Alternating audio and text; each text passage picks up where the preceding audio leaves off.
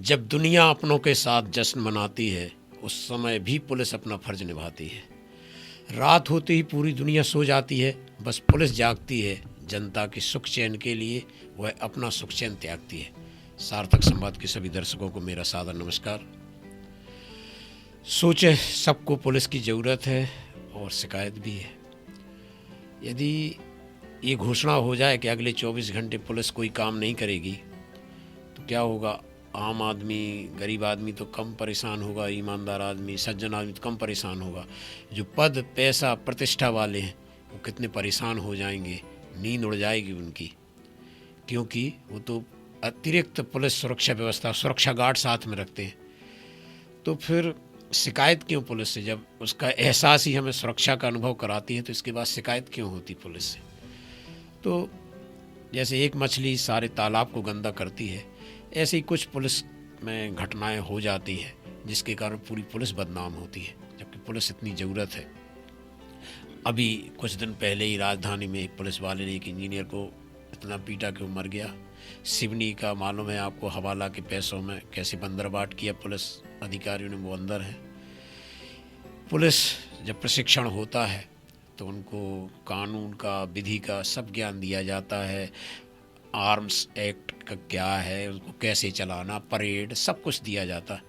लेकिन आज़ादी के बाद एक कमी देखी गई पुलिस में कि उनको कोई नैतिक पाठ या एक अनुशासन, एक मानवीयता, कुछ ऐसी चीज़ें ट्रेनिंग के दौरान नहीं दी गई जो ऐसे समय उपयोग आती जब मन, काम, क्रोध, लोभ किसी भी उसमें भटकता है, जब अभिमान आ जाता है उनको अपनी वर्दी का, खाकी वर्दी का नाम सब ऐसे ही नहीं लेते हैं, क्योंकि कुछ कुछ घटनाएं ऐसी बीच बीच में होती रहती। तो अब इस पुलिस में लगातार चिंतन मनन भी चला कि ऐसा क्यों हो जाता है। जो अच्छे पुलिस अफसर हैं उनको बड़ा शर्म आती है जब ऐसी घटनाएं होती है। अभी तो पुलिस को अंदर भी कर दिया, जो पुलिस FIR लिखती थी उनके खिलाफ FIR लिखी गई, उनको अंदर भी कर दिया। तो इन सब में लगातार विचार विमर्श चलता रहा, लेकिन एक पुलिस अधिकारी ऐसे आए हैं जिन्होंने इन चीज़ों में केवल चर्चा नहीं की, उन्होंने उसको अमली जामा पहनाया, और वो भी प्रशिक्षण के दौरान। जैसे हम छोटे बच्चे को ट्रेनिंग देते हैं, नर्सरी बच्चे को ABCD सिखाते हैं, ऐसी जब पुलिस नव आरक्षकों की, रंगरूठों की ट्रेनिंग होती है तब उनको सभी प्रशिक्षणों के साथ नैतिक प्रशिक्षण। जैसे एक पहला उदाहरण उन्होंने ऐसे दिया जब रंगरूठों ने कहा कि आप हमें हमारे पुलिस ट्रेनिंग घर के पास वाले में स्थानांतरण कर दीजिए। विधायकों, मंत्रियों ने सिफारिशें लगाई और 500 लगभग आवेदन आ गए। तो उनको लगा कि ये क्या हो रहा है, ये 9 महीने घर से दूर नहीं रह सकते। तब उन्होंने एक उदाहरण दिया, अपने जो ट्रेनिंग वाले नव आरक्षक थे, कि भगवान राम तो 14 वर्ष वनवास में जंगल में घूमे, तुम यहाँ सुविधाओं में रह के 9 महीने घर से दूर नहीं रह सकते। वो बात करंट की तरह फैली आरक्षकों में, वो सब जगह उस पर कुछ बहस ये सब चलती रही। लेकिन अभी एक और आदेश जारी हुआ है। लेकिन आप सोच रहे हैं कि कौन है ऐसे? ये हैं राजा बाबू सिंह, जो कि पुलिस महानिर्देशक हैं पुलिस मुख्यालय में शिकायत एवं प्रशिक्षण के, और आज वो हमारे साथ हैं। हम उनके साथ सार्थक संवाद करेंगे और पुलिस जो सार्थकता की तरफ कदम बढ़ा रही है, अब जो एक सार्थक पहल शुरू हो रही है, उस पर हम चर्चा करेंगे। आपका बहुत बहुत स्वागत है। थैंक यू जी। आप यहाँ पोस्टिंग करने के पहले कम से कम 6 जिलों में पुलिस अधीक्षक रहे, IG Shahdol, DIG Shahdol, IG कई ज़िलों में रहे, अरुणाचल प्रदेश और भी BSF, कश्मीर, बहुत जगह पोस्टेड रहे, और सभी जगह अपने काम के बदले कोई ना कोई पहचान छोड़ी है। लेकिन आज हम मुख्यतः केंद्रित करेंगे कि पुलिस को जो ट्रेनिंग दी और कहाँ से पुलिस का सफ़र शुरू हुआ, इन सब चीज़ों के बारे में। तो आप सर बांदा ज़िले के पचनेरी गांव में जन्मे, और वहाँ उसके बाद कैसे आप यहाँ पहुँचे, कैसे पुलिस बनने का, पुलिस की सेवा में जाने का आपने सोचा, और कैसी रही ये यात्रा? देखिए, मैं गांव का हूँ। पचनेही एक छोटा सा गांव है बांदा ज़िले में, और मेरी प्रारंभिक शिक्षा अपने गांव के स्कूल में ही हुआ, जहाँ से मैंने कक्षा 8 तक पढ़ाई की। इसके बाद वहाँ से मैंने एकीकृत ग्रामीण छात्रवृत्ति परीक्षा को पास करके जीआईसी झांसी में मुझे 4 साल गवर्नमेंट स्कॉलरशिप पे एजुकेशन दी गई। मैं वहाँ एक हॉस्टल में रहता था। बहुत पुराना गवर्नमेंट इंटर कॉलेज है जीआईसी झांसी, 1925 में बना था। इसके बाद वहाँ से मैं इलाहाबाद विश्वविद्यालय गया, जहाँ से मैंने ग्रेजुएशन किया और फिलॉसफी में मैंने मास्टर्स किया। वहीं मुझे पता चला कि सिविल सर्विस का एग्ज़ाम देना है, और बिना किसी कोचिंग के हमारे जो सीनियर्स थे उनसे गाइडेंस लेके मैंने तीसरे अटेम्प्ट में ये आईपीएस निकाला। कोई प्रेरणा मिली कि हमें पुलिस विभाग में जाना है, क्यों जाना है, और कोई बहुत सारी परीक्षाएं हो रही होंगी इसी में? नहीं, ऐसा नहीं था। मैं सिविल सर्विस एग्ज़ाम पहली बार फर्स्ट अटेम्प्ट में प्रीलिम्स निकाला था मैंने, मेंस में नहीं हुआ था। सेकेंड में प्रीलिम्स मेंस मेरा क्लियर हो गया था, इंटरव्यू से वापस आ गया था। और थर्ड में मैंने क्रैक कर दिया। ऑफ कोर्स मेरा पहला जो ऑप्शन था, पहली चॉइस थी आईएएस ही था, लेकिन मुझे कुछ मार्क्स कम होने की वजह से जो आईपीएस मिला। इसके बाद संयोग से मेरे बगल का जो स्टेट है मध्य प्रदेश कार्डर, वो मिल गया, और फिर यहाँ मैंने आके काम करने शुरू किया। 31 साल की अभी तक नौकरी हो गई है। मैं कई जिलों में पुलिस अधीक्षक रहा, आपने जैसा बताया डीआईजी रेंज रहा, आईजी रहा मैं ग्वालियर में, बालाघाट में, और मैंने 2 बार सेंट्रल गवर्नमेंट में नौकरी करी, इंडो तिब्बतन बॉर्डर पुलिस और बीएसएफ में। मैं नॉर्थ ईस्ट में 2 बार रहा, अरुणाचल, मणिपुर, कश्मीर वैली का हेड रहा, आईजी बीएसएफ कश्मीर। और अभी 10 महीने पहले जब मैं लौट के आया तो मैं बीएसएफ में ट्रेनिंग का ही हेड था। मैं 2 साल बीएसएफ की ट्रेनिंग, जो बहुत बड़ा फोर्स है, 2,65,000 का फोर्स है, कल्पना करिए। मध्य प्रदेश पुलिस की जो स्ट्रेंथ है वो तो सिर्फ 1,25,000 है, वो 2,65,000 का पूरे देश में पैन इंडिया फैला हुआ है। उसकी मैंने 2 साल तक ट्रेनिंग हैंडल की, तो अच्छा सफ़र रहा है मेरा, और मैंने कंट्रीब्यूट करने की कोशिश की है, अच्छी पुलिसिंग करने की कोशिश की है, लोगों की मदद करने की कोशिश की है, जो नियम कानून है, शासन की मंशा है, उसके लागू करने का काम किया है, और जो सही काम है वो करने की कोशिश की है। आप जबलपुर, सतना, भिंड, छिंदवाड़ा पुलिस अधीक्षक रहे, यहाँ का कोई अनुभव ऐसा जो विशेष शेयर करें? देखिए, मुझे पहला जो ब्रेक मिला था, मैं एडिशनल एसपी सिटी जबलपुर था 98 से 99। वहाँ पर चूँकि पूरा सिटी का, जबलपुर सिटी का मेरे पास प्रभार था, और अभी जबलपुर सिटी भी काफ़ी हैपनिंग वाली सिटी है। वहाँ भी उस समय तो आईपीसी, सीआरपीसी, एविडेंस एक्ट ही था, पुराने जो मेजर लॉज थे। वहाँ भी बिना किसी फियर के, बिना किसी फेवर के मैं पुलिसिंग करता था। कई वाक़े हैं। एक ने कहा कि साहब, एक विधायक थी वहाँ पे बड़ी पावरफुल, और उस समय अच्छी गाड़ियाँ, अच्छी कारें सिर्फ उन्हीं के बच्चियों के पास थीं। तो लोगों ने कहा कि वो हर 2-3 महीने में एक एक्सीडेंट कर देती हैं, उन पे मुलजिम नहीं बनाया जाता, दूसरे को मुलजिम बना देते हैं। इस बार अगर हो तो आप बना के दिखाइए। संयोग से फिर एक्सीडेंट उनकी कार से हुआ, और मैंने उन्हीं को, जो बच्ची चला रही थी, जो एमएलए मैडम थी, उनकी बच्ची चला रही थी, उसी को मैंने मुलजिम बनाया, और मैंने किसी की नहीं सुनी।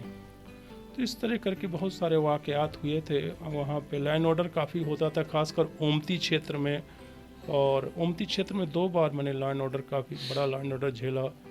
फिर खासकर कोतवाली वाला जो एरिया है जबलपुर में, घमापुर वाला, और ये इधर वो हनुमान ताल वाला एरिया, काफ़ी टफ एरिया है, लेकिन कभी भी हमने संकोच नहीं किया। जो कार्रवाई बनती थी विधिसम्मत, मैंने निडरता के साथ सारी कार्रवाई की, और अभी भी एडिशनल एसपी सिटी जबलपुर के कार्यकाल को पूरे जबलपुर के लोग अभी भी याद करते हैं। आप सीमावर्ती और संवेदनशील इलाकों जैसे अरुणाचल प्रदेश, मणिपुर, कश्मीर में पोस्टिंग रही, तो क्या भिन्न अनुभव रहा मध्य प्रदेश से? देखिए, मैं अरुणाचल, मणिपुर और कश्मीर में बॉर्डर गार्डिंग फोर्स में था, और यहाँ मध्य प्रदेश में ये तो सिविल पुलिस है, क्राइम प्रिवेंशन है, क्राइम डिटेक्शन है, ट्रैफिक है, जनता से डील करना है। बीएसएफ में तो बॉर्डर गार्डिंग, जो इंडो पाक बॉर्डर है, वहाँ तो एक गोली एक दुश्मन, सीधे सोल्जरिंग है बेसिकली। तो बॉर्डर गार्डिंग का अपना अलग वो डायनामिक्स होता है, वहाँ अलग तरह का वहाँ सोल्जरिंग थी, आर्मी के साथ मिलके आर्मी का ऑपरेशनल कंट्रोल में पूरा बॉर्डर की पेट्रोलिंग करना, बॉर्डर को गार्ड करना, दुश्मन पे नज़र रखना, इन्फिल्ट्रेशन ना हो, तो दोनों अलग तरह के काम है। ये तो यहाँ सिविल पुलिस है कि जनता सुरक्षित रहे, अपराध ना हो, अपराध हो जाए तो उनको तत्काल पकड़ा जाए, लोगों के अंदर सुरक्षा का भाव हो, 1-to-1 कांटेक्ट हो, ह्यूमन पुलिसिंग हो, हाई हैंडेड ना हो। वहाँ तो अगर आप हाई हैंडेडनेस नहीं करेंगे तो दुश्मन पे आप विजय नहीं पा पाएंगे। वहाँ तो आप वो एक गोली एक दुश्मन है। यहाँ तो हम अपने लोगों के साथ डील करते हैं। यहाँ तो जितना प्यार से संवेदनशीलता से आप डील करें, पुलिसिंग करें, तो दोनों में ज़मीन आसमान का अंतर। आप जब बालाघाट आईजी थे तब क्या नक्सल गतिविधियाँ? बालाघाट आईजी में सिर्फ 1 महीने के लिए रहा, मैं प्रमोट ही हुआ था। उस समय डीजीपी श्री नंदन दुबे सर बन गए थे। उन्होंने कहा कि आप डेपुटेशन मत जाइए, मैं आपको आईजी जबलपुर बना दूंगा। मैंने कहा सर वहाँ श्रीनिवास राव में है, मेरे दोस्त हैं, और मैं अब नहीं रहूँगा, मुझे सेंट्रल डेपुटेशन करना है। तो फिर मैंने 1 रैंक डाउन वहाँ डीआईजी आईटीबीपी में ज्वाइन किया था, क्योंकि उस समय हमारा बैच 1994 बैच सेंटर में आईजी पैनल नहीं हुआ था। तो मैं चला गया और मेरे दोनों असाइनमेंट्स गवर्नमेंट ऑफ इंडिया में आईटीबीपी बीएसएफ में बहुत अच्छे गए, और उन्होंने बहुत अच्छा मेरे पर्सनालिटी में, मेरे प्रोफेशनल एक्यूमेन में अच्छा वैल्यूएडिशन किया, और मेरा बहुत अच्छा निर्णय था। वर्तमान में आप जब से पुलिस महानिर्देशक प्रशिक्षण शिकायत बने हैं तब से चर्चाएं आपकी हैं प्रदेश में। आपने जो जुलाई में 9 आरक्षक रंगरूटों का ट्रेनिंग शुरू हुआ और जो छुट्टी के लिए आवेदन आए, तो आपने जो उदाहरण दिया ये क्या था मामला? देखिए, आप समझने की कोशिश करिए। हमारे यहाँ सिर्फ 1,25,489 total top to bottom police personnel स्वीकृत हैं, और उसमें भी अभी 23,000 करीब की वैकेंसी है। अभी भर्ती 7,500 की हो रही है, और इस स्ट्रेंथ में जो 80% स्ट्रेंथ है वो आरक्षकों की है। और पुलिस आरक्षक हमारे पूरे पुलिस सेटअप की बैकबोन है। फील्ड पे वही जाते हैं, ड्यूटी पे पॉइंटों पे वही दिखाई देते हैं। तो उनकी 9 महीने की ट्रेनिंग होती है। पुलिस ट्रेनिंग सेंटर्स हैं हमारे 8। अब देखिए, आपने गांव से, सब अर्बन बैकग्राउंड से, कस्बे से एक युवा को उठाया, 21 साल, 22 साल, 25 साल का, और इन 9 महीने में उसकी जो कंडीशनिंग वहाँ से होकर के आई है अपने यहाँ से, जिस तरह के उसकी परवरिश हुई थी, संस्कार मिले थे, कंडीशनिंग हुई थी, उस कंडीशनिंग को आपको तोड़ना है, वाइप आउट करना है। और 9 महीने में उसको ड्रिल सिखाना है, पीटी सिखाना है, वेपन हैंडलिंग सिखाना है, टैक्टिक्स सिखाना है, लॉज सिखाना है, साइबर सिक्योरिटी सिखाना है, फोरेंसिक सिखाना है। इतना कुछ उसको आपको इनपुट देना है, तब कहीं जा कर के वो बिल्कुल रूपांतरित हो पाएगा कि 9 महीने के बाद जब निकलेगा, जिस तरह आपने कोई चीज़ डाला और इतना ज़बरदस्त रिफाइंड होकर के आपने नया मॉडल बना करके बाहर निकालना है। तो यहाँ मध्य प्रदेश में हालांकि शांत स्टेट है, सीधे साधे लोग हैं, यहाँ बहुत होम सिकनेस की परंपरा रही है। हर जो आरक्षक भर्ती होता है या उसके घर वाले चाहते हैं कि वो अपने घर के बगल के ही ट्रेनिंग सेंटर में ट्रेनिंग करे। और पहले थोड़ा काफ़ी लिबरल थे, किसी ने मांगा पीटीएस चेंज तो कर देते थे। मैंने कहा कि 9 महीने भी आप घर से बाहर नहीं रह सकते, और इस 9 महीने में आपको इतना कमिटमेंट चाहिए ट्रेनिंग का, इतना आपको अटेंशन चाहिए, तभी ये सब सारी चीज़ें सीख पाएंगे। और अगर आप पीटीएस चेंज में ही लगे रहेंगे तो आप कैसे ये सारे सब्जेक्ट सीख पाएंगे। तब मैंने उस दिन भगवान राम का उदाहरण दिया था कि हमारे यहाँ तो हमारे जो मर्यादा पुरुषोत्तम राम हैं वो 14 वर्ष तक वनवास रहे थे और वन में थे, वन में भटक रहे थे। उसी दौरान उन्होंने स्ट्रेटजी बनाई थी, उन्होंने बानर, भालुओं सबको साथ लिया था और बहुत बड़े आतताई रावण को मारा था, उस पर विजय पाई थी। तो आप उनके जो जीवन चरित्र था उनसे सीखिए, आप रामायण का पाठ करिए, भगवान राम के वनवास से सीखिए। वो तो 14 साल तक वनवास रहे थे, आप 9 महीने नहीं रह सकते। तो उस कॉन्टेक्स्ट में मैंने वो बात बोली थी। तो जो विधायक और मंत्रियों ने सिफारिशें की थी, तो उसके बाद क्या प्रतिक्रिया हुई उनकी फिर? देखिए, मैंने कोई भी पीटीएस चेंज नहीं किया। डीजीपी सर ने अनुमोदन किया था कि जो अनुकंपा नियुक्ति वाले कुछ प्रकरण हैं, खासकर उसमें ज़्यादातर ये महिला आरक्षक थे, बच्चियाँ, उनके आप कर दीजिए। केवल मैंने वही किए हैं और सीधी भर्ती वाला कोई भी प्रकरण नहीं, मैंने पीटीएस चेंज नहीं किया। और शायद ये पहली बार हुआ है कि सीधी भर्ती वाले किसी आरक्षक का पीटीएस चेंज नहीं हुआ। मैंने एक बार स्टैंड ले लिया तो उसमें मैं अडिग रहा और अब करीब एक सेमेस्टर ख़त्म होने वाला है, 4.5 महीने का, एक भी नहीं हुआ और न मैं करूँगा। अभी आपने हाल ही में गीता पढ़ने का अनिवार्य करवा दिया है सभी 8 पुलिस प्रशिक्षण केंद्रों में। लगभग 4000 रंगरूट जो प्रशिक्षण दे रहे हैं, इसके पीछे का क्या भाव था? देखिए, अभी मैंने ट्रेनिंग में बड़े आमूल चूल परिवर्तन किए हैं। आते ही मैंने जो 9 महीने का इनका पूरा सिलेबस है ट्रेनिंग का, वो चेंज किया। आप विश्वास नहीं करेंगे कि इनका जो पेपर नंबर 6 है कंप्यूटर अवेयरनेस का, बहुत छोटी सी प्रेसी थी और मैंने इतना उसको वाइड बना दिया है पेपर नंबर 6 को। इतने सारे एलिमेंट डाले हैं, साइबर क्राइम जिस रूप में हो रहे हैं, डिजिटल अरेस्ट हो रहा है, फिशिंग हो रही है, ब्लॉकचेन है, क्रिप्टो करेंसी है, डार्क वेब है, वो सारे मैंने जिस तरह के अपराध हो रहे हैं। अपराध अभी जब ये साइबर जागरूकता सप्ताह चल रहा था तो हमने एडीजी साइबर क्राइम से 100 क्वेश्चन लिए थे। हमारे यहाँ जो एडीजी साइबर क्राइम है श्री साई मनोहर, और मैंने ऑनलाइन पूरी क्विज कराई थी। 1 घंटे का टाइम दिया था। 25 लड़के 33 मिनट में 100 में 100 प्रश्न सही करके हाथ ऊपर कर दी। अब इतना ज़्यादा आपने देखा कि यहाँ पे जो फिजिकल स्टैंडर्ड है सिर्फ 5 किलोमीटर रन का है, और हमने हार्टफुलनेस मेडिटेशन कराना शुरू किया तो अब 21 किलोमीटर की जो हाफ मैराथन है, हर महीने हर पीटीएस में हमारे आरक्षक दौड़ते हैं और सफलतापूर्वक बिना थके ये सारे चेंजेज आए।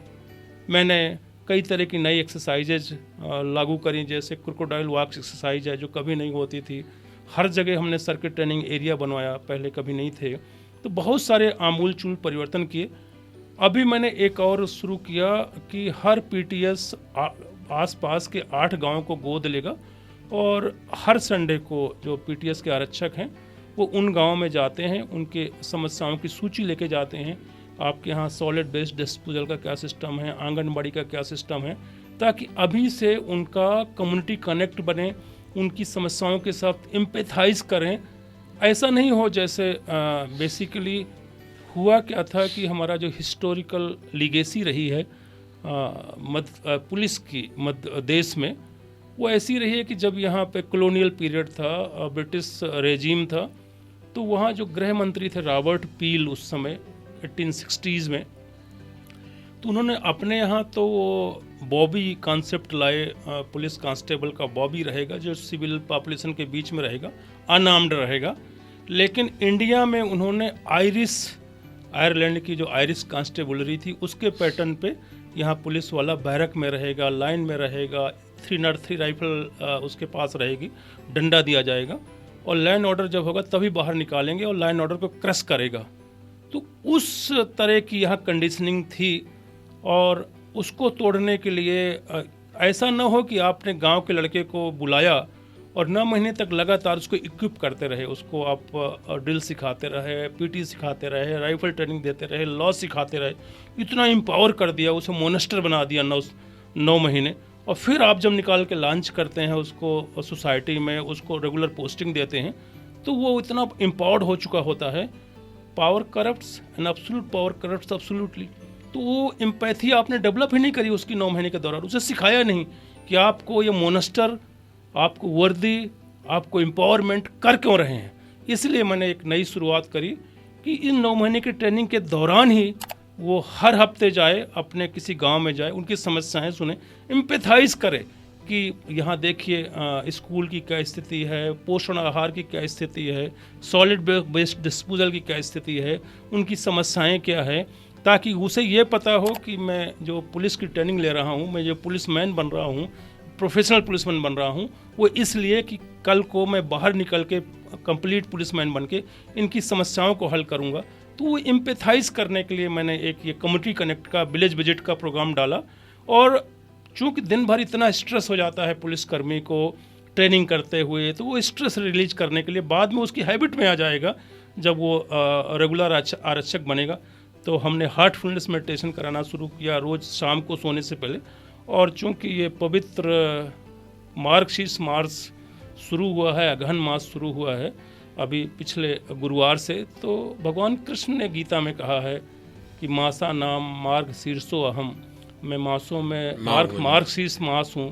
तो मैंने कहा क्यों नहीं एक और अच्छी नई शुरुआत की जाए कि उस हार्टफुलनेस मेडिटेशन करने से पहले प्रतिदिन वो भगवान भागवत गीता के जो 18 अध्याय हैं उसमें से एक अध्याय का वो पाठ करें, पारायण करें, इसके बाद ध्यान करें और फिर बहुत अच्छी नींद लें और दूसरे दिन फिर अपनी ट्रेनिंग करें। वो सब जगह शुरू हो गया है और ये बहुत ही पॉजिटिव स्टेप है, सब ने अप्रिशिएट किया। इवन कि हमारे जो गृह विभाग है मध्य प्रदेश गवर्नमेंट का, उन्होंने कल ट्वीट किया, उन्होंने मेरे इस इनिशिएटिव पे मुहर लगाई, उन्होंने कहा कि ये बहुत अच्छी शुरुआत है मध्य प्रदेश पुलिस में। तो इससे एक अंतर तो आएगा कि जब जो निकलेंगे बाहर तो एक गीता का जो ज्ञान है, जो निचोड़ है, वो जब रखेंगे तो ऐसी अमानवीय घटनाएं जो पुलिस वाले कभी रक्षक भक्षक की भूमिका में आ जाते, जो घटनाओं की आप हम चर्चा करते रहते, वो नहीं होंगी, ये आपको उम्मीद होगी अब इससे? देखिए, अभी मैं 31 अक्टूबर को पुलिस ट्रेनिंग कॉलेज इंदौर में था, जहाँ जो पिछला बैच है 231 सारे इनकम्पा नियुक्ति वाले थे, उनकी पासिंग आउट परेड को मैं प्रिसाइड करने गया था। तो वहाँ पे जो दूसरा प्रेजेंट बैच है जिनका चौथा महीना पूरे होने वाला है, 1000 उसमें 80% लड़कियाँ हैं। 1000 में 31 अक्टूबर का आंकड़ा बता रहा हूँ, सिर्फ एक लड़की छुट्टी में थी और एक सिख थी, सिर्फ 2 लोग। उसके पहले आप देख लीजिए हर बैच के आंकड़े उठा करके जितनी भी स्ट्रेंथ किसी भी पीटीएस में है, 20% या तो गैर हाजिर रहते थे या सिख रहते थे या भगते रहते थे। पहली बार डिसिप्लिन लाया है मैंने पुलिस ट्रेनिंग सेंटर्स में, नहीं तो यहाँ सिर्फ यही चलता था। 9 महीने की ट्रेनिंग भी वो ठीक से नहीं करते थे, पीटीएस चेंज में लगे रहते थे, अवकाश लेते थे, भग जाते थे, गैर हाजिर होते थे, मकरागिरी करते थे। First time ever in the history of Madhya Pradesh police so much discipline in police training centres. पहली बार सभी एसपी पीटीएस सुबह 6 बजे ग्राउंड पे रहते हैं और उसका वीडियो मेरे पास 8 बजे आ जाता है। X DGP Madhya Pradesh Shri Sudhir Saxena sir, उनको मैंने वीडियो भेजा तो उन्होंने कहा this is amazing, this was unheard of. मैंने तो नहीं कभी सुना था कि एसपी पीटीएस सुबह 6 बजे ग्राउंड पे रहे। मैंने कहा सर अब रहता है। तो मैंने डिसिप्लिन लाया है ट्रेनिंग में, क्योंकि 9 महीने की ट्रेनिंग अगर अच्छी नहीं देंगे आप आरक्षकों को, तो अगले 30 साल 31 साल 35 साल उसको जो नौकरी करना है तो वो फिर आपको दिक्कत देगा और इस तरह की घटनाएं फिर प्रकाश में आएंगी जी। जैसे आपको जो देख रहे हैं जो ये वे आर्ड जो इंसिडेंट्स होते हैं, और जैसे आपने बताया कि अभी इंजीनियर को मारने की घटना हुई या सिवनी वाली घटना हुई, तो ट्रेनिंग इतना इम्पोर्टेंट है। ट्रेनिंग बैकबोन है किसी भी फोर्स का, ट्रेनिंग को सबसे ज़्यादा इम्पोर्टेंट दिया जाना चाहिए। मैं बड़ा आश्चर्य में हूँ कि आखिर कैसे मध्य प्रदेश पुलिस की ट्रेनिंग मार्जिन पे थी, क्यों इसको सेंटर स्टेज नहीं मिला हुआ था। मैंने कोशिश किया है कि अभी पिछले आप देख रहे हैं 6-7 महीने से मध्य प्रदेश पुलिस की जो ट्रेनिंग है वो सेंटर स्टेज में आ गई है। नहीं, वो चर्चाओं में है और लोग इसको अभी से स्वीकार है कि ये तो जरूरी था कि बाकी ज्ञान दे रहा है, लेकिन व्यवहारिक ज्ञान जो जीवन का है वो नहीं। सॉफ्ट स्किल्स, कैसे आपको बिहेव करना है, कैसे इंटरेक्ट करना है आम जनता के साथ, और फिर कैसे अपना मेंटल कंपोजर बनाए रखना है कितनी भी डिस्ट्रेस की सिचुएशन हो। तो इसके लिए भागवत गीता से अच्छी कोई भी ग्रंथ नहीं है। वो तो हमारे मानव मात्र के लिए है, मानव मात्र। हमारे राष्ट्रपिता महात्मा गांधी कहा करते थे कि ये तो हमारी गाइड रही है। आप जो योगानंद सरस्वती थे, विवेकानंद जी ने उसमें कमेंट्री लिखी, वो तो मानव मात्र के लिए ऐसी रामबाण औषधि है भागवत गीता। और मैं तो सभी से अनुरोध करूंगा, हर व्यक्ति को सोने से पहले एक अध्याय भागवत गीता का जरूर पढ़ना चाहिए। पथ पे आपको क्षण में, पग पे आपका पथ प्रदर्शन करती है भागवत गीता। वहाँ जब वो विश्व सम्मेलन हुआ तो पांडुरंग शास्त्री जी स्वाध्याय वाले, उन्होंने कहा कृष्णम वंदे जगत गुरु। यस। तो दुनिया के और लोगों ने कहा कि आपके भारत के गुरु हो सकते, हिंदू के गुरु हो सकते, विश्व के कैसे हो सकते। तब उन्होंने कहा कि ये किसी हिंदू भारतवर्ष के लिए, मानव मात्र के लिए, मानव मात्र के लिए है। और फिर भी इस पर क्यों लोग कुछ कहते हैं कि एक विशेष धर्म के ग्रंथ को कर रहे हैं और ग्रंथ को क्यों नहीं कर रहे, इस पे ऐसा क्यों कहते लोग? ये उनकी सोच हो सकती है, या हो सकता है उतना गहराई इसमें ना जा पा रहे हों, लेकिन हो सकता है देर सबेर वो इस बात को स्वीकारेंगे। और स्वीकारना चाहिए कि भागवत गीता मानव मात्र के लिए है, ये सभी धर्मों से ऊपर उठ करके। आप कुछ सामाजिक कार्यों में भी सक्रिय रहते, खासकर बुंदेलखंड इलाके में, तो अभी क्या गतिविधि है, कैसे आप कर पा रहे हैं नौकरी के साथ? देखिए, पुलिस ऑफिसर, वो भी सीनियर पुलिस ऑफिसर आईपीएस बनने के बाद मेरी सिस्टम तक एक्सेस है, मैं सिस्टम में का पार्ट हूँ, इन्फॉर्मेशन है मुझे हर चीज़ की। मेरा 31 साल का जो रिचनेस है, एक्सपीरियंस का जो विजडम है, तो इसको मुझे हम सभी को, जो भी आप पोजीशन में हैं, आप वकील हैं, डॉक्टर हैं, प्रोफेसर हैं, क्योंकि हम we are not living only in welfare state, we are living in welfare society, welfare family. आपको जो आपके आसपास के लोग हैं, परिवार के, गांव के, समाज के, क्षेत्र के, वो अगर आपकी तरफ देखते हैं गाइडेंस के लिए, सपोर्ट के लिए, तो आपको करना चाहिए। मैं जब से इस शासकीय सेवा में हूँ, मैं बहुत लोगों की भलाई करता हूँ। किसी को एम्स में भर्ती कराना है, किसी को इलाज में मदद करना है, अभी किसी को किसी भी तरह की कोई मदद करना है, मैं लगातार करता रहता हूँ। साल में एक बार मैं अपने इलाके में जितने मेरे परिचित हैं, दिल्ली के अस्पताल के, जबलपुर के और भी जगहों के, उनके डॉक्टर्स को बुला कर उनका फ्री मेडिकल चेकअप कराता हूँ।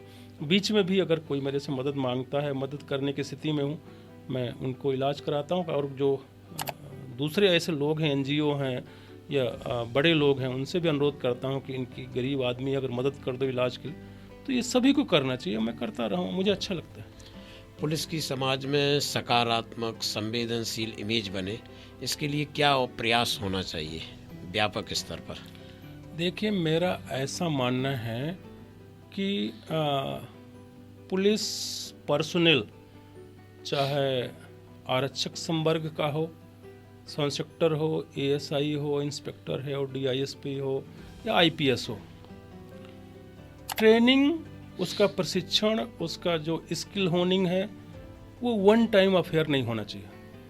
मेरा ऐसा मानना है, मेरा व्यक्तिगत राय है कि ये जो अप्रिय घटनाएं सुनने को मिलती रहती हैं, ये काफ़ी हद तक कम हो सकती हैं अगर जो हमारे फील्ड के सुपरवाइजरी ऑफिसर हैं, पुलिस अधीक्षक हैं, आईजी साहिबान हैं, आईजी जोन हैं, डीआईजी साहिबान हैं या पुलिस कमिश्नर साहिबान हैं, वो अपने स्तर पे, और इसका नियम है, प्रावधान है, अपने स्तर पे भी वो टाइम निकाल करके और इस पुलिस लाइन में, थाना स्तर पे, एसडीओपी लेवल पे, सीएसपी ऑफिस लेवल पे, बीच बीच में छोटे छोटे मॉड्यूल ये चलाते रहें ट्रेनिंग के, उनका नॉलेज ब्रशअप होता रहेगा, सॉफ्ट स्किल की ट्रेनिंग दिलाते रहेंगे।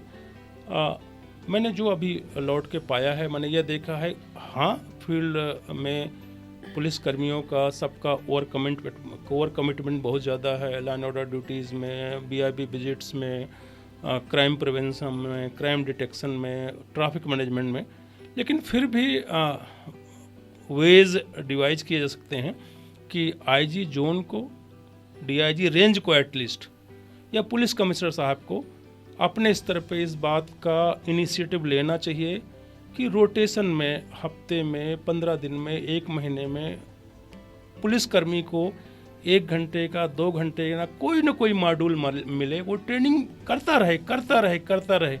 अभी हर आईजी जोन ऑफिस में एक डीएसपी ट्रेनिंग का पद स्वीकृत है, एक आध जगह खाली हैं, अदरवाइज सब जगह हैं। अभी मैंने उस नेटवर्क को दोबारा पुनर्जीवित किया और मैं महीने में एक बार उनसे वीसी पे बात करता हूं, और मैं कहता हूं कि आपके यहाँ जो इंडक्शन कोर्स के लिए भेजे जाने हैं पुलिसकर्मी, उसको आप स्वयं देखें, फिर आप जो है बीच बीच में आप जोन लेवल पे भी ये ट्रेनिंग कोर्सेज चलाते रहा करें।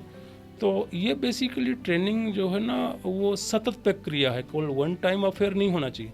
तो उस पे मुझे लगता है फील्ड ऑफिसर्स को ध्यान देने की ज़रूरत है। जब कभी आप ड्यूटी के लिए भेज रहे हैं अभी मैंने सारे RIs की एक दिन BC ली थी, उनसे कहा था कि आप जो हमारे आपके रेगुलर पुलिस स्टाफ है उसको भी आप हार्टफुलनेस मेडिटेशन कराएं। हमने 76 अपने फील्ड के पुलिस कर्मियों को कान्हा शांति वनम जो हार्टफुलनेस का ग्लोबल हेडक्वार्टर वहाँ भेज के उन्होंने ट्रेनर के रूप में ट्रेनिंग दिलवाई है, हर ज़िले में मौजूद हैं। तो उन्होंने कहा कि साहब टाइम क्या है, मैंने कहा कि आप सुबह पुलिस लाइन में या कहीं पे अपने पुलिसकर्मी को बुलाते हो ना, गणना करते हो, गणना कहलाती है, ब्रीफिंग करते हो कि आज कहाँ ड्यूटी के लिए जाना है। उस ब्रीफिंग के जस्ट आधे घंटे पहले ये सहज मार्ग है, आप कुर्सी पे बैठ जाइए, कैसे ही बैठ जाइए, आधे घंटे आप ध्यान करिए, सब लोग साइलेंट सिटिंग करिए, फिर आप उनको ब्रीफिंग करिए, ड्यूटी बताइए और फिर आप उनको ड्यूटी भेजिए। शाम को जब ड्यूटी करके लौटते हैं फिर आपको डीब्रीफिंग करना चाहिए। आप सब लोग शांत बैठ जाइए, आधे घंटे ध्यान करिए। ये जो बेसिकली SOP है, प्रोसीजरल जो चीज़ें हैं, उसका पालन बहुत ज़रूरी है। मैं आपको बताऊं कि ये जो एंटी नक्सल ऑपरेशन है, एंटी नक्सल ऑपरेशन में आपने देखा कि खासकर ITBP और BSF का बहुत अच्छा रिकॉर्ड रहा है। मैं दोनों फोर्सेज में काम किया हूं और ITBP को जब पहली बार लगाया गया था एंटी नक्सल ऑपरेशन में छत्तीसगढ़ में, कई में जो बॉर्डर आउटपोस्ट हैं जो COB कहलाती हैं वो मैं देखने गया। नई नई जगहों में, अबूझमाड़ में, नारायणपुर में, कोंडागांव में, बीजापुर में, नई नई जगहों पे हमारे पुलिस उस ITBP के अधिकारियों ने जाकर के वहाँ पे COB इस्टेब्लिश की थी, BSF के अधिकारियों ने। लेकिन वो जो बेसिकली SOP है ना, स्टैंडर्ड ऑपरेटिंग प्रोसीजर, उसको रिलीजियसली फॉलो करते हैं, किस स्टेप के बाद किस स्टेप को आना है। यहाँ पे क्या है ना कि हम कैजुअल हो जाते हैं, सुबह ब्रीफिंग, शाम को ड्यूटी से लौट के आए तो डीब्रीफिंग, उनके साथ इंटरेक्ट करना, अपने स्टाफ के साथ, उनके साथ बैठना, उनसे बातें करना, उनसे सुनना, ये बहुत ज़रूरी है। डिसकनेक्ट नहीं होना चाहिए। सुपरवाइजरी जो लेवल शुरू हो जाता है आपका, एक कांस्टेबल के ऊपर उस हेड कांस्टेबल है, ASI है, सब सेक्टर है, इंस्पेक्टर है, फिर DSP साहिबान है, IPS साहिबान है, तो डिसकनेक्ट नहीं होना चाहिए। पुलिस विभाग में नशे की बहुत प्रवृत्ति देखी जाती, कई बार उनके कारण घटनाएं भी होती है। आप जिस तरह से नव आरक्षकों को अनुशासन और सब चीज़ें सिखा रहे हैं, तो विभाग में नशे की प्रवृत्ति कम हो, इसके लिए कोई प्रयास योजना है क्या? देखिए, जहाँ तक ट्रेनिंग सेंटर्स का सवाल है, वहाँ तो नव आरक्षकों के बीच नशा करने की प्रवृत्ति का ऐसा कोई भी प्रकरण प्रकाश में नहीं आया है। जहाँ तक हमारा रेगुलर स्टाफ है जिलों में, थानों में, सब डिवीज़न, दूसरी जो हमारी फील्ड की यूनिट्स हैं, हमारे DGP सर काफ़ी इसमें रुचि ले रहे हैं। अभी आपने देखा कि हमने रिकॉर्ड बनाया है नशा मुक्ति जो मूवमेंट है, अवेयरनेस चलाने में काफ़ी अच्छे जो इसके सप्लायर हैं उनको पकड़ा भी गया है। लेकिन हमारा जो रेगुलर पुलिसकर्मी है, अब नशा क्यों करता है, हो सकता है उसका स्ट्रेस हो, फैमिली इशूज़ हो, लेकिन ये फील्ड ऑफिसर्स को देखना चाहिए। मैंने बताया कमिश्नर हैं, पुलिस अधीक्षक हैं, DIG रेंज हैं, IG जोन है, कि लगातार वो अपने पुलिसकर्मी से बात करें, उनको मोटिवेट करें। और अगर किसी पुलिसकर्मी एडिक्ट हो चुका है, एडिक्शन हो गया है, तो उसको डी एडिक्ट कराएं। ऐसे तमाम अब तो मैंने हर जगह कहा है पुलिसकर्मी को कि हार्टफुलनेस मेडिटेशन करें सुबह शाम। RI इसमें रुचि लें, SDOP रुचि लें, थाना प्रभारी रुचि लें, पुलिस अधीक्षक रुचि लें। और जब रेगुलर ध्यान करेगा, हार्टफुलनेस मेडिटेशन करेगा पुलिसकर्मी, तो मुझे नहीं लगता कि जो है वो ज़्यादा नशे के प्रति उसकी रुचि रह जाएगी। बहुत जो बिगड़ गए हैं केसेस, उसमें निश्चित तौर पे उनको बहुत सारे डी एडिक्शन के प्रोग्राम चलते हैं, NGOs हैं जो काम कर रहे हैं, उनसे संपर्क करके उनको डी एडिक्ट कराना चाहिए और सही रास्ते पे लाना चाहिए।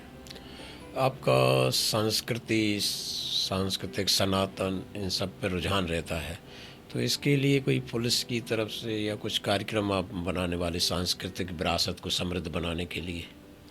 देखिए, ये बात सच है कि मेरा जो हमारे देश की जो रिच वैदिक संस्कृति रही है, स्पिरिचुअल लेगेसी रही है, धार्मिक समृद्धता, धार्मिक जो समुन्नति रही है, बड़े हाई लेवल की हमारी सनातन संस्कृति रही है।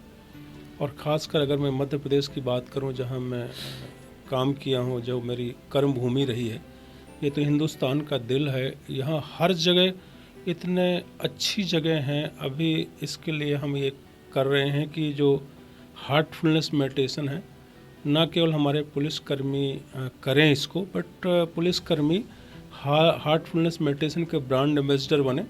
तो अभी 21 दिसंबर को हमारा विश्व ध्यान दिवस आ रहा है। उसमें हमने ये किया है कि हर ज़िले में किसी एक बहुत इम्पोर्टेंट स्थान को चुना है। जैसे निवाड़ी में राम राजा मंदिर है, या छतरपुर में खजुराहो कंदरिया महादेव मंदिर है, जबलपुर में भेड़ा घाट है, भोपाल में बड़ी लेक है, या पशुपतिनाथ मंदिर है मंदसौर में। ऐसे सारे प्रमुख स्थानों की जो आस्था के केंद्र हैं, आस्था के केंद्र हैं, जहाँ की रिच हिस्ट्री रही है, स्पिरिचुअल लिगेसी है हमारी। तो उसकी मैंने एक सूची बनाई है। और मैंने हमारे 76 पुलिसकर्मी हार्टफुलनेस मेडिटेशन के ट्रेनर हैं, तो उनको मैंने जिलेवार बताया है कि आपकी जिम्मेदारी है छतरपुर में कंदरिया महादेव मंदिर के सामने, या निवाड़ी में राम राजा मंदिर के सामने, या भेड़ा घाट जबलपुर के सामने 19 दिसंबर से आप सुबह शाम आधे घंटे का 40 मिनट का हार्टफुलनेस मेडिटेशन कराएं। और हमारे पुलिसकर्मी जो भी बचत में आप आएंगे वहाँ करेंगे ही करेंगे।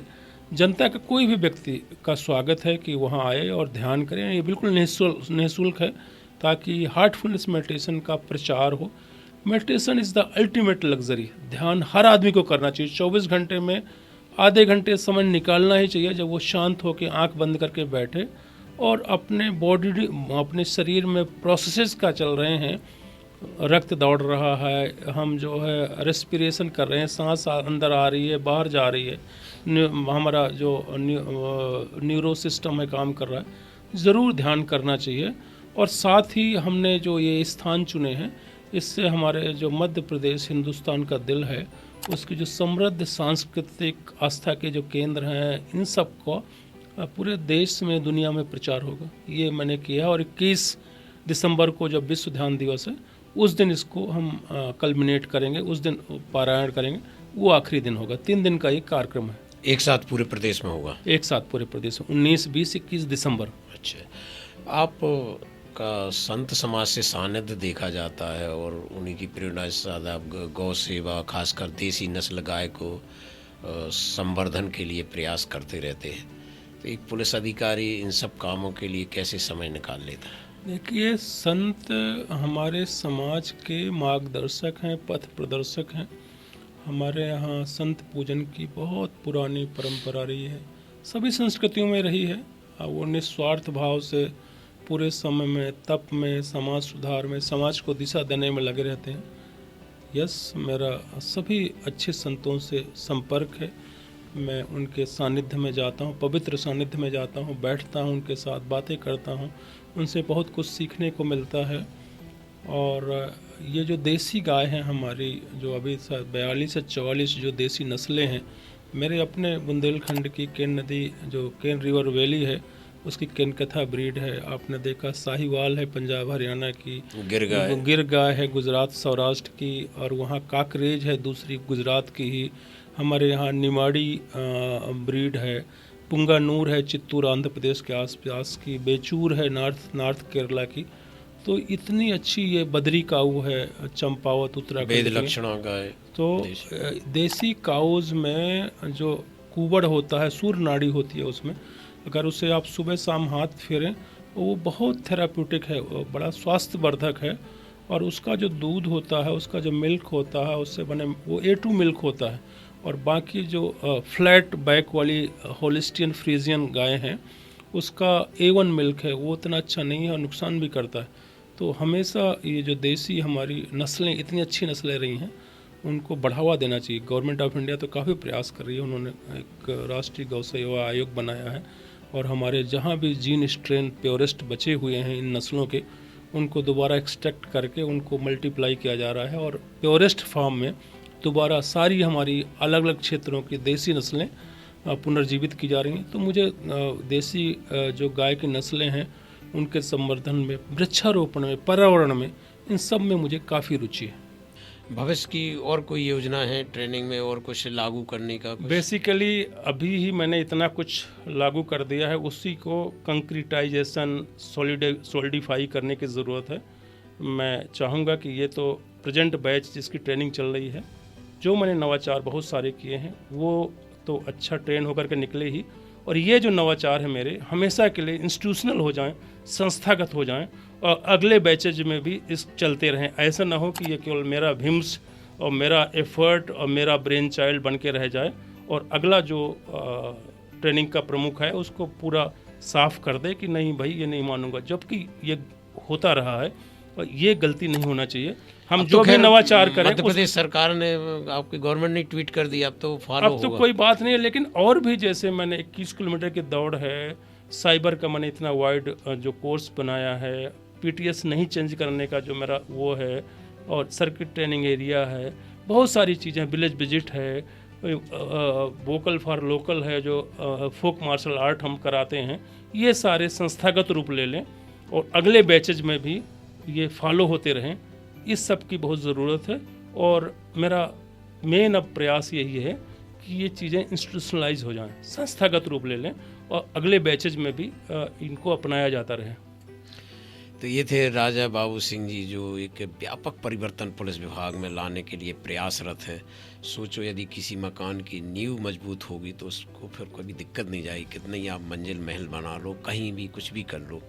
तो ये जो नव आरक्षकों की ट्रेनिंग होगी तो इतने परिष्कृत होकर निकलेंगे तो उम्मीद हम ये कर सकते कि समाज में एक पुलिस का बदला हुआ चेहरा आपको नज़र आए, जिसमें राम की कुछ झलक दिखे कि हमें अनुशासन, आदर्श अपने जीवन में लाना है। कृष्ण का जो गीता में उपदेश है कि किया हुआ व्यर्थ जाता नहीं, किए बिना कुछ मिलता नहीं, तो वो शायद अच्छा करेंगे कि व्यर्थ नहीं जाएगा, हमें अच्छा चाहिए तो अच्छा करेंगे। तो ये जो घटनाएं होती हैं वो नहीं होंगी, हम ऐसी उम्मीद कर सकते हैं। और यह भी समझ सकते हैं आप हम कि कई बार संस्था से व्यक्ति की पहचान होती है और कई बार व्यक्ति से संस्था की पहचान हो जाती है। पुलिस विभाग में प्रशिक्षण का जो विभाग था, एक तरह से वो लूप लाइन वाला विभाग माना जाता था, बोरियत वाला। वहाँ तो जो परिवहन आयुक्त और भी जो पोस्टें हैं वो बड़ी आकर्षण वाली पोस्टें मानी जाती थी, लेकिन काम के बल पर राजा बाबू सिंह ने ऐसा आकर्षण पैदा किया है कि आज पुलिस विभाग में यदि उपलब्धियों की चर्चा है, एक समाज में संवेदनशीलता की चर्चा है, तो पुलिस के ट्रेनिंग सेंटर की चर्चा है। और नव आरक्षकों में जो उत्साह है अभी ट्रेनिंग के दौरान देखने को मिल रहा है, ये जब समाज में निकलेंगे तो हम उम्मीद कर सकते हैं कि अच्छी पुलिसिंग हमें देखने को मिलेगी। आप भी पुलिस के साथ हमेशा सहानुभूति बनाए रखिए। जो पुलिस जिनके परिवार में होगी वो जानते होंगे कि जब हम आप लोग घर में रिश्तेदार और परिवार के साथ त्यौहार मनाते हैं तब पुलिस सड़क पे होती है। आप हम कब से सुन रहे हैं कि शहर कोतवाल जागता है जब शहर सो पाता है। तो पुलिस की सबको ज़रूरत है, सबको शिकायत है, शिकायत ना हो, ज़रूरत बनी रहे और हम पुलिस के मददगार बने रहें। पुलिस की छवि बदलेगी, हम सुरक्षित और संयमित जीवन जी सकेंगे। आज के लिए बस इतना ही। कल किसी और शख्सियत के साथ हम आपके साथ मुलाकात करेंगे। तब तक आप देखते रहिए सार्थक संवाद। और यदि आपको ये चैनल अच्छा लगता हो कि जो सार्थक संवादों का हम सिलसिला चला रहे हैं, तो इसे लाइक करिए, सब्सक्राइब करिए, कमेंट करिए और हम बताइए कि आगे हम और क्या इसमें अच्छा सुधार कर सकते हैं, क्योंकि हमारी कोशिश भी सार्थक चीज़ों को आपके सामने लाने की है। आपका बहुत बहुत धन्यवाद। Thank you.